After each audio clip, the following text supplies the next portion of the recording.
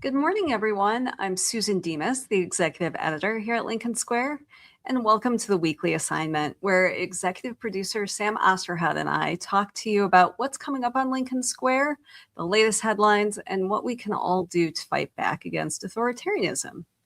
Well, hey, Sam, how are you? It looks like our friends in Hungary are doing a great job in fighting Well, back against authoritarianism.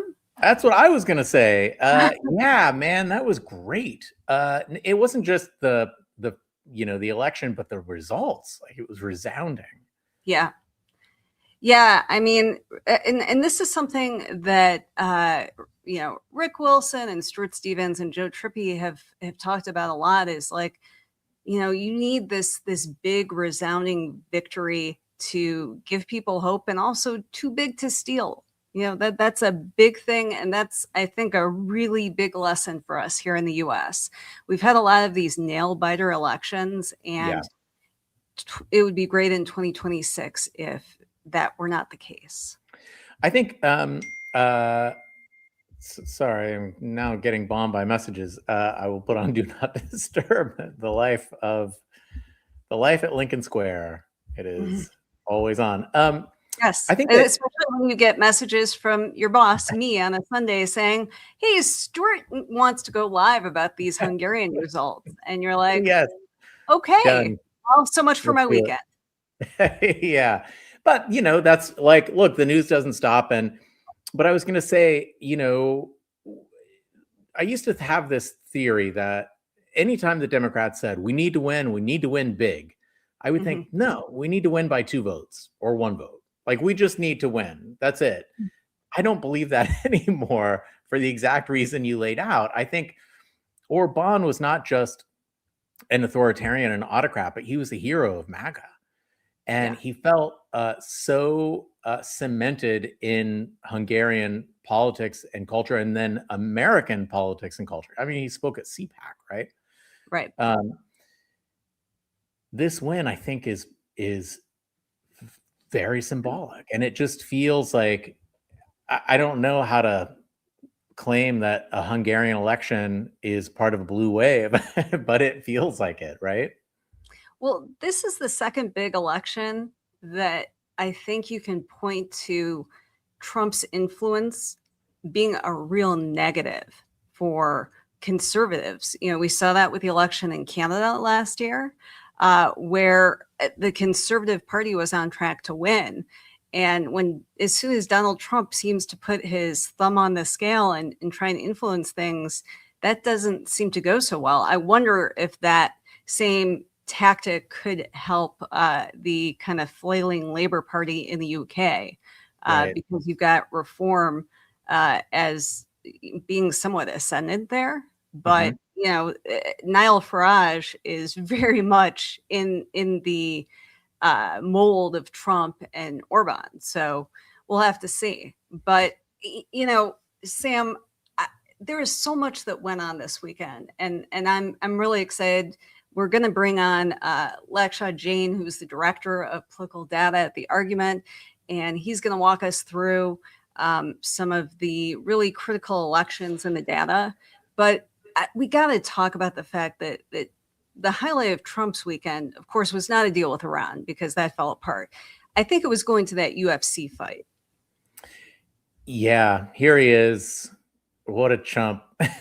I'm sorry, but it's just so dumb, Susan. And this was in parallel or contrast with the talks with Iran totally breaking down.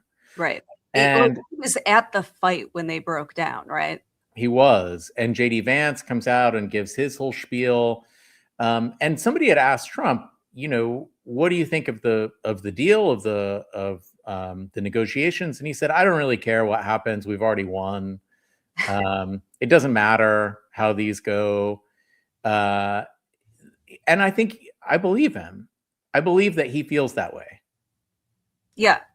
Yeah. I mean, that's kind of the Trump technique, is always, well, I'll declare victory no matter what. And he's so clearly bored of Iran at this point, and he would just really like to turn the page so that he can have his next victory in his own mind.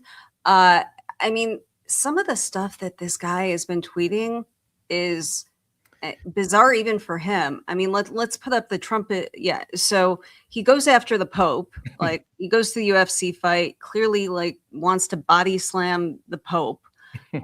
And you know, he's like talking about the Pope like he's some Democrat he's running against, because he's like, he's really soft on crime. Like, he's the Pope. Like, That was the what are you talking weirdest about? thing. Like, how much crime is there in Vatican City? You know, It's a very small place. and also, Is it because he's from Chicago? Is that the connection I missed? oh, maybe he's urban. He's the urban pope. And Chicago is one of Trump's favorite whipping boys, like the Yes, symbol of crime run amok. So maybe yeah, that's the what's hellscape that going is. on in his brain. But then also he posts this AI, this weird AI photo of him as Jesus. Right. Well, look, I think it's hard to say the Pope is soft on crime when he, decides who goes to hell and heaven. Like, that feels pretty stark. Of course, he doesn't decide who goes to hell and heaven. Anyway, nonetheless, this is the dumbest thing I've ever seen. You know, Trump enjoys so much support from conservative Christians. And I've just always wondered, what is the tipping point here? Because, I mean, certainly if any Democrat, if Joe Biden posted something like this, I mean, he'd be run out of town. Nobody would ever tolerate this. But No. there just does not ever seem to be a line that Trump can cross. But this does underscore a divide in MAGA that I think is now starting to get a little attention, but it's been under the radar. And that's the tension between evangelical Christians Mhm. and conservative Catholics. And they are part of the coalition.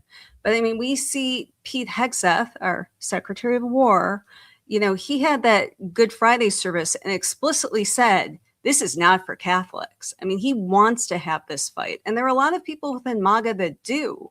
But you have very powerful interests that are going up against each other because, you've got Peter Thiel and J.D. Vance are from this Opus Dei part of Catholicism. Yep. But then you have your mainstream evangelical Christians that have always been part of the Republican Party for decades and really shaped so much of their policies.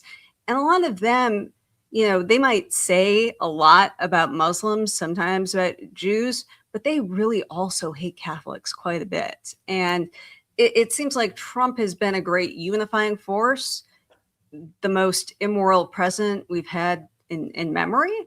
But these tensions are still there. And especially as Trump is at some point going to get off the stage one way or another, these factions are going to be left to fight with one another. Well, Andrea Watkins and I talk about this a lot, almost every week, that, white Christian nationalism has many different flavors.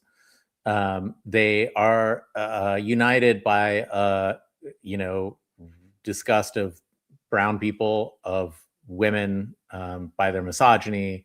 They're, using Christian tenets to gain power over other people. And enforce their will on other people, but they're not a single unified cabal, right? They are fractured, and they disagree on who of them will actually get into heaven, right? Who of them will inherit the throne? And it's an interesting thing. I think you're right to keep your eye on over the coming year, 2 years, 3 years. Will they burn themselves out? Will they turn to inward fighting, or will we just vote them out? Yeah. And of course, what seemed to spark this latest, broadside against the Pope from Trump was that the Pope has not taken him on personally. He's just been a critic, as you would expect him to be, of the violence for the Iran war and beyond, which he's not alone in. And many of us are wondering what we're doing there. But as usual, Trump takes this as a personal insult. This has to be about him because everything is about Donald Trump. Yes. And so, he says that Pope Leo is weak on crime. He's terrible for terrible for foreign policy. He's not a big fan of the pontiff. Leo should get his act together as Pope. I mean, just really bizarre language. And when I was kind of reading the accounts, I was really curious to hear what religious experts, papal experts thought of all this. And one of them told Reuters, not even Hitler or Mussolini attacked the Pope so directly and publicly. So another first for Donald Trump? Perhaps, yeah. He's really taken the lead in terms of terrible autocrats, right? Perhaps the worst ever. A lot of people are saying it. Yeah. Well, JD Vance, of course, met with Pope Francis before he died and, was kind of given this nickname as being the curse of death. He certainly seemed to have had a bad run last week between not coming up with anything in terms of peace with Iran. And also, he went and campaigned for Viktor Orban. He was all in and saying Trump's behind you. And the Hungarian people said, nah, thanks, not really for us. So talk to us, because you do winners and losers every week. This week, you had the Pope and the dope, Melania Trump. I would think that Vance would be kind of an early front runner for this upcoming week. The MAGA men have this habit of failing upward. And I think that Vance has hit the ceiling, right? There's no more upward for him. He's just all failure. And well, there is an upward if he were somehow to ascend to the presidency. Well, for That'd sure. be quite the promotion. And I think there's one way that he will ascend, and it is not by electoral victory. Although, look, there's a lot of time between now and 2028. So who knows? Anything can happen. But the dude really sucks. Everything he touches shrivels up and dies almost immediately. I think there's a kind of like zeitgeist of revulsion. Like, we just want to expel him from our system. For some reason, Trump is the kind of cancer that really attaches and metastasizes in a way that really clings. But I don't know. JD Vance is more like the stomach flu. There's something about Trump that appeals to people. He's our asshole. He's funny. That's kind of I think when you break it down beyond what people might say in polling, that's just the vibe with Trump. Yeah. JD Vance doesn't have any of that. He just has a really punchable face. Yes. Yeah. Some of the memes about JD Vance, I don't know if you've seen the AI fat Vance. Remember, Donald Trump posted one of those last summer. Really? Oh my God. He trolled his own vice president. Oh my God. Amazing. Yeah. Well, why don't we go ahead and bring in Lakshad Jain, who, of course, is in charge of all things polling and data for The Argument, our friends over on Substack. And, you've written some really fascinating pieces. Sam and I were talking about it before we started the show. Thank you so much for being on. Hey, thanks for having me. Why don't we talk about your latest piece, which is Women Are Done with Trump. And I know that was one of the graphics from it. This is interesting because there have been a lot of places where Trump has bled support, but women seem to be a particular problem going into the midterms. Can you talk with us a little bit about what you're seeing in the data? Yeah. So, normally in the polling and political world, they have this phenomenon that they like to call last in, first out, which is that the newest supporters you pick up are always the first to turn on you when the economy gets bad, because they don't really have any attachment to voting for you, right? And that explains why Democrats or why Trump has basically lost ground with Hispanics and young people. But women turning on Trump is new, because women did not swing heavily against Democrats in the last election, right? They don't stick to this last in, first out theory. In fact, Kamala Harris did significantly better with women, both in terms of swing and absolute margin, than she did in 24. So what's interesting here, what's unique, is that we are seeing an asymmetric gender backlash again, but at a time when every other pattern indicates that like the backlash is really just proportionate to how much you got quote unquote duped by the president last time. Mm. Wow, that's interesting. So what does that tell you about the midterms? What are we looking at here in terms of that demo? Yeah, so it's interesting because you know, in elections, I can look at a state and I could tell you just within like 30 seconds how Hispanics swung in that state, how white people voted, how black people voted. But I could look at that map for 3 days and I couldn't tell you a single thing about how women voted because they're not geographically spread uniquely, right? So it's not as if Trump getting a backlash with women is going to have like asymmetric effects on the midterms map, right? It's not going to be like, oh, I expect them to now all of a sudden lose Iowa because Iowa has more women than usual. Like, that's not really a thing. Mm. But the implications for the midterm do exist in the following ways. Number one, where Democrats run credible female candidates, we do tend to see that female candidates do better with women and there are more women voters. I could theoretically see a small, very small, but a small effect there, right? We're talking less than 1%, but if it's like Alaska with Mary Peltola running, every little bit matters.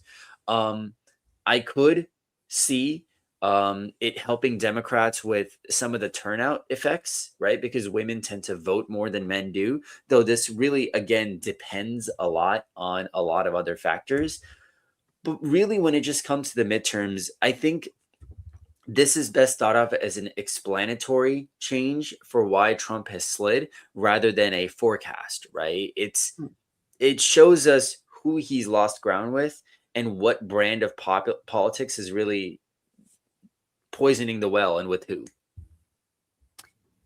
I know the Democrats have really been focused on economic issues, and it seems like the leadership is pretty convinced that kitchen table issues are going to win the day for the midterms. But you looked into the data a little more and found that a lot of female voters, a lot of working class female voters really do care about issues like reproductive rights, and they consider that to be a quote unquote kitchen table issue. Can you talk with us about that? Because that is not something that I have heard debated very much lately. Well, Susan, I could answer that in a bunch of different ways. So I'm going to try answering it one way, and you tell me if I've answered the question sufficiently, right? I do think leadership is correct from the Democratic side in that kitchen table way issues are the way to move it forward. I do not think that it is going to be that you only have to talk about it because it's never really practical for a politician to only talk about one thing. Hmm. I also think that when it comes to kitchen table issues, like the Democrats, the reason that they're talking so much about needing to focus on it is because they started the cycle with an immense deficit in that area, right? And unlike, crime or immigration, where you may have to make substantive policy changes to your platform in order to do anything, on kitchen table issues, you really can just paint yourself as it's us versus them. They're in power. What have you gotten? And we know the Democrats enjoy an edge on healthcare. So between that and the deteriorating economy, it's not really a surprise to me that they've chosen to seize on the kitchen tables issues lane. I don't really think that I would look at the kitchen table issues as like, oh, this has disproportionate focus with women, so much as I would just think like it matters with all voters. Because if you're looking at where Democrats are gaining versus where women are disapproving of Trump, there's a huge gap between women who disapprove of Trump and women who plan to vote Democratic, right? And that gap can't necessarily just be bridged by people being mad at the president for the economy. Democrats have to actually do something to sell those women. If it was just kitchen table issues, you would see, I think, that gap starting to close a little bit. I'm not saying Democrats haven't done any work on that. I'm saying that the work they've done is insufficient because that gap is huge, specifically among moderate and among conservative voters. So they're not only are they not buying the economic platform fully that the Democrats have put out, like they hate Trump's, but that's not enough to all vote for Democrats. They're also not convinced, I would say, on some of the cultural issues of Democratic policies. So, do you think that that means they will hold their nose and vote Republican in the midterms, or are they going to stay home? I think a good chunk of them are going to stay home. If you disapproved of Trump and you voted for him in 2024, you are like only 75% as likely to turn out as someone who voted for Trump in 24 and now approves of him. There is a notable turnout effect drop. So I think it's three buckets. One group of them is going to stay home. One group of them is going to show up and vote for Democrats. That's like a small group, but it will happen. And then one group will just vote for Republicans. And I would say like you can just split it into those three buckets. And what volumes each bucket has, anyone's guess. You wrote a really fascinating piece about Graham Plattner, who's a Democratic candidate for U.S. Senate in Maine. And Democrats desperately want to flip this seat. Susan Collins has held it for years and years. She's considered a moderate Republican in a state that is still leans blue, kind of purple. But she successfully held on during 2018 during a blue wave election. And now Democrats are embroiled in a really heated primary. We've talked a lot about a lot of Senate races going on in Texas and North Carolina, but we haven't really delved into Maine as much. And can you help us understand the contours of this race, who Graham Plattner is, what Governor Janet Mills' vulnerabilities are, and how you see this race breaking down? I think Mills' vulnerabilities are basically just best summed up in her age. She is 78 years old. I would say it is visibly clear that she is not who she was when she was 70, and that is to be expected. You know, if you watch 2018 ads versus today's campaign, there is a difference. It's not like Biden debate level versus Biden 2012, but it is a difference. The other thing is Mills's age really ties her to a perception of the Democratic Party, which is that they're old, they're out of touch, they're unable to connect with people. Now, as a result, a lot of folks have gravitated towards Plattner. I would say I don't think Mills is strong. I think Mills is weak. She clearly could be weaker than Plattner.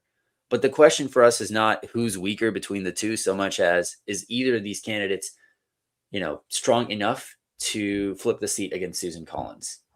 And you don't have to be strong, right? Like you don't have to be strong to flip a seat that voted for Kamala Harris by 7 points, right? Susan Collins is more unpopular than she was in 2020. She's facing a bluer environment than she was in 2020. It's totally reasonable to think that she may just lose this time. But for everything that Janet Mills is or is not, Graham Plattner, people are making decisions about his electability based on, I would say, early polling and their perception of what working class voters want. And I've seen a lot of polls. I've done a lot of work in electoral politics in general. I don't think people realize like how candidates can implode when scandals start hitting the airwaves. Because like I think back to Mark Robinson, he was polling within a few points of Josh Stein for a few months. Then the Nude Africa story broke and Robinson lost North Carolina by 15, which is insane for a Democrat to win by in North Carolina. So I'm not saying Graham Plattner is Mark Robinson. I think Plattner wins by %. But the weaknesses of Janet Mills are her age and her ties to the Democratic establishment, both of which I think can be overcome in a Harris +7 state. The weaknesses of Graham Plattner is that he has a Totenkopf on his chest, or he had one. And those are substantially bigger disadvantages in theory, but we'll see. We'll see. Yeah. And sorry, I want to correct myself. I said 2018 when Susan Collins was last up for reelection, and you corrected me. It's 2020. If you're following this primary online, it seems like this is one of the more heated ones. The Texas primary with Tallarico, it was also heated. That seems to have faded a bit with the election, being settled decisively in March, no runoff. This one just seems to have taken a life of its own, especially on Blue Sky. I mean, you have people who are really firmly in the Mills camp, really firmly in the Plattner camp. I'm not sure how many of these people actually live in Maine, but there's a lot of people who are dismissing Plattner's weaknesses, saying the tattoo is dumb. He's apologized. A lot of his comments about women and sexual assault survivors shouldn't be held against him. How nasty do you think this race is actually going to become? And regardless of who wins, what kind of impact could that be on Democrats flipping this seat in November? I would say the bigger. Okay, so there's a few different ways in which we can go through that. I guess my question for you, let me start, is there's one part of your sentence that I'm especially hooked on here. You said this primary is one of the more heated ones. Mm-hmm. By what metric are we defining that? Because I actually don't think the Maine primary is heated at all. I think it's over. Plattner has won, basically. He's not. The gap between Plattner and Mills is so heavy at this point that Mills would need like a domestic abuse scandal to come out on Graham Plattner or something like that, because I don't think it's a competitive primary. Like it looks that way on X because there's a lot of people who are passionate about and against Graham Plattner, but this is starting to look like the late stages of the 2016 Republican primary when Donald Trump there was a lot of opposition to Trump among elite conservatives, but the voters had more or less decided he was their guy and he was going to get it. There was no contested convention, no nothing. He hit 1270 and that was that, and he got it. And similarly, I'm sorry to go on this point, but I actually don't think this is a contested primary. I don't like Graham Plattner, but he's 99% to be the nominee. When I say heated, I'm not talking in terms of like who's going to win. I'm talking about the rhetoric surrounding it. It definitely seems more heated than, in some of the other races that we have. Yeah. I would say like it's definitely going to make a difference. If you look at the way I can actually draw people a parallel here. 2022 Pennsylvania Senate. Dave McCormick and Mehmet Oz spent about 4 weeks just blasting each other on TV. McCormick went nuclear on Oz in a way that I have not seen a Republican candidate go nuclear on another candidate in quite some time. And honestly, I don't know if I've seen it be that bad ever since. It got so bad for Oz that when the Republican primary ended, Dr. Oz's favorables were underwater with Republicans. Every single poll showed Oz was trailing Fetterman by 9, Oz was trailing Fetterman by 10, etc. And like the end result was, even though Oz made a little bit of a comeback in some polls, he ended up losing by 5. Pennsylvania, remember, was a R+3 state relative to the nation in 2020. And Maine is a D+9 state relative to the nation. So like all of that would still indicate Plattner could easily win. But does it make a difference? Yeah, of course it makes a difference, because people are seeing these ads, right? Like some people are seeing these ads. Some people are like, oh boy, like that seems ugly. You savage the nominee. Now, I don't blame Mills for this actually though, because these are vulnerabilities that are going to get hit anyways. The question though is, and like every candidate's going to try to win, but the question is it hurting Democrats' chances to go and savage Graham Plattner on the airwaves right now? Of course it is. And I don't think that's true of Texas, but it is of Maine, because Texas, the ads are very, very vanilla compared to this. Hmm. Right. So then what does it take for Plattner to lose? What it takes for Plattner to lose is an asymmetric and serious candidate effect on the magnitude of like 14 to 15 points. I don't necessarily know if Collins can do that, right? Like John Tester, for however good John Tester was, his candidate effect against Matt Rosendale in 2018 was only 10 points. Hmm. I don't think, and it was the same against Tim Sheehy too in 24, right? I don't think people realize how hard it is to get that type of crossover now. Collins did it once before, but that was in a D+2 year down ballot, right? Mm-hmm. Maine is going to be about 7 points bluer this time than it was last time. If you just take 2018 and you shift the ranked choice vote adjusted results to the left by 7 points, Gideon probably wins. Collins has gotten less popular since then. So even though Plattner is a weak nominee, I think potentially, it may not matter because polarization's gone up. So that was 2020 versus now. I would say that for Plattner to lose, you would need another scandal to come out about him. You would need the airwaves to really start getting hit hard about and only about his scandals. And like the thing is, these tattoo scandals are bad for sure, but they're a different league from like domestic violence or rape or the types of things that like, really get candidates to flee really get people to flee the candidates.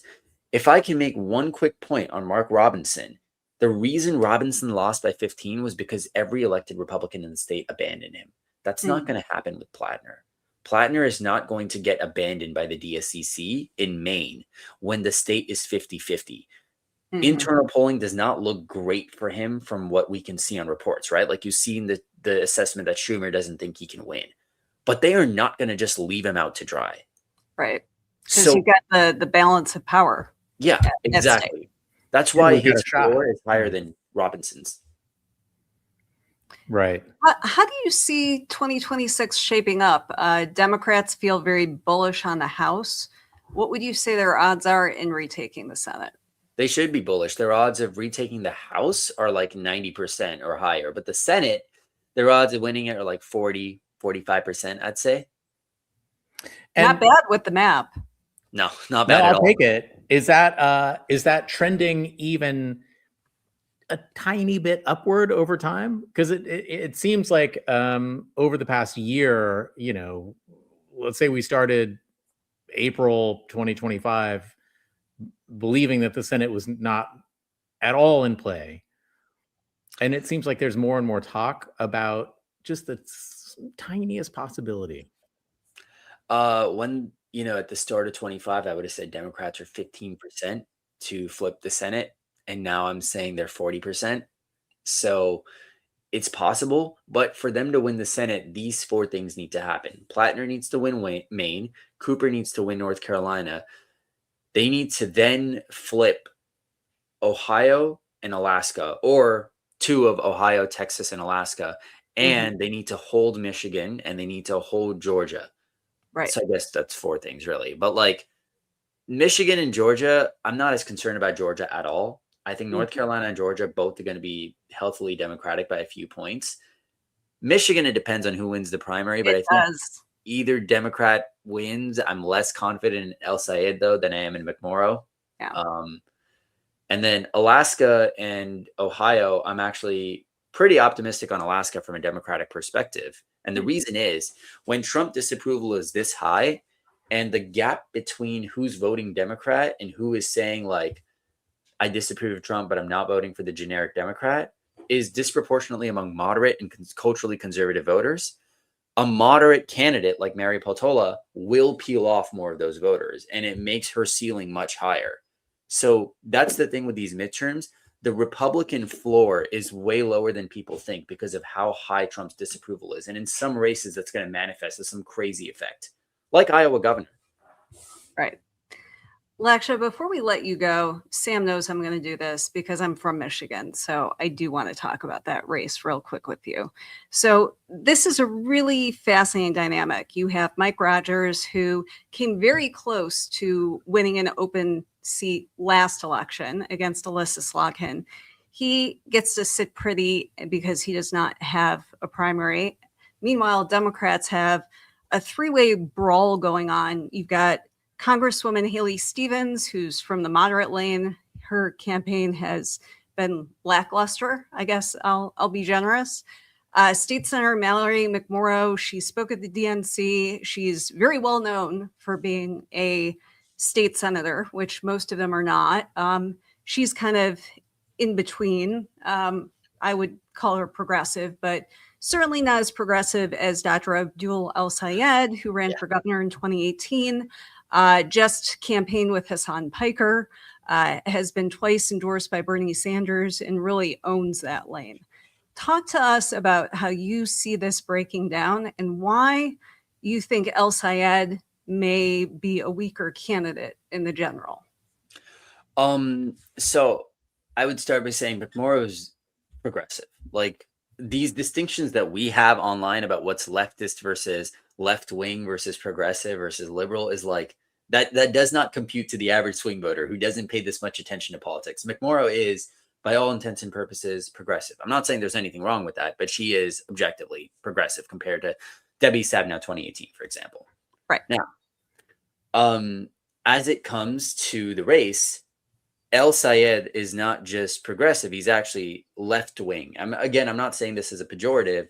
He is the most left-wing candidate in the race by some. That is a very fair distinction, yes. He was in 2018, he is again.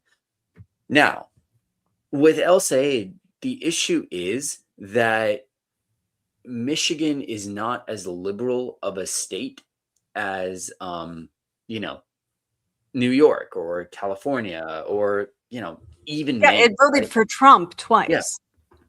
Michigan is it's a purple state. And with El-Sayed, I just keep coming back to this point that people have sincerely held beliefs on certain things and they vote according to that. They vote according to, they don't like overtly partisan or like ideological people over and over. I see again and again, people don't love voting for perceived ideologues. They like voting for heterodox candidates. They like voting for people who have a foot in either side sometimes, who like aren't afraid to punch it up with their own party from the other side and get dirty that way, right? Or someone who provides a huge break.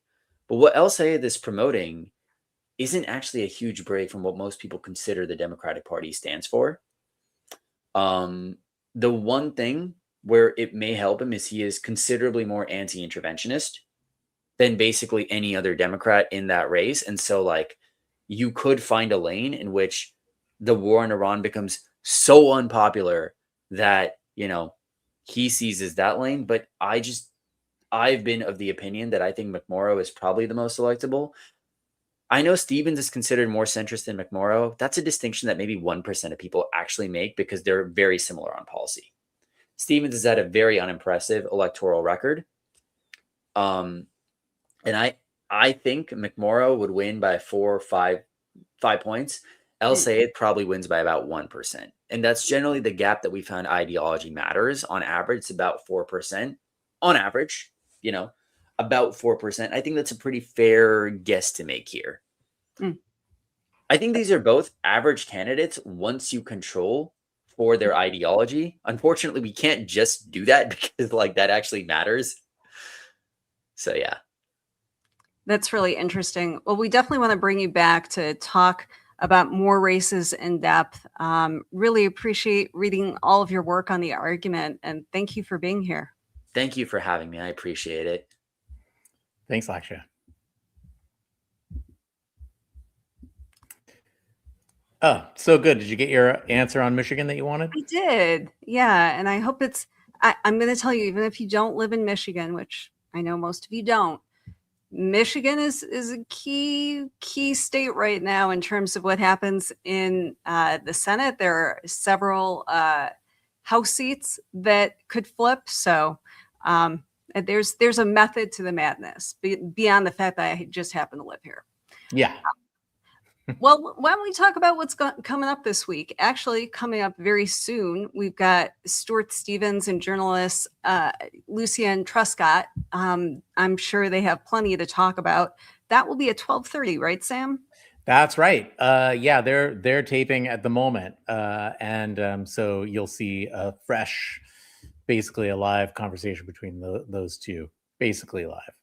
Yeah, and I know Stuart's going to talk more about the election results in Hungary. We're also going, if you missed him Sunday night, where he was talking just hours after we got the news that Orban had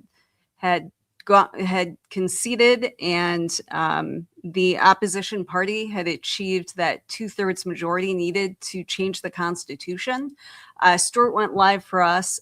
It was really a fascinating conversation. He talked a lot about some of the work he's done on JD Vance, how bizarre it is for him to have gone all in for Orban, given the fact that he has talked about the fact that he does not want mixed race Hungarians. And if you look at JD Vance's own family, it's a little bit of a mismatch there.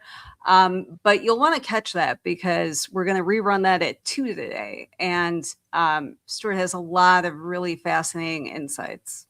Yeah, it's such a bigger story, I think, than a lot of people are talking about. And obviously that's a product of the news cycle just throwing up on us all day. But nonetheless, that, people hate JD Vance, and that's why he supports he's even like him.